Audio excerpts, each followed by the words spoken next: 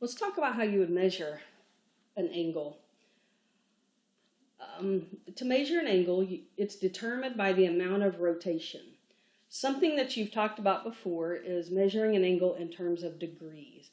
But a lot of times in your upper level classes, calculus, physics, you may use radians instead of degrees.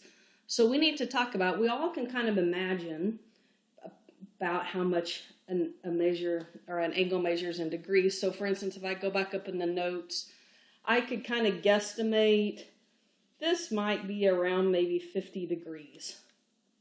This one's more than 90, so I could say maybe this one I could estimate to be about 120 degrees. We all kind of have an idea of how big a degree is.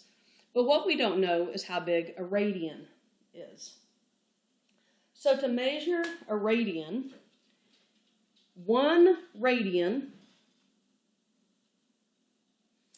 is the measure of a central angle that intercepts the arc as the same length as the radius of the circle. So if I take this circle and I measure the length of this radius,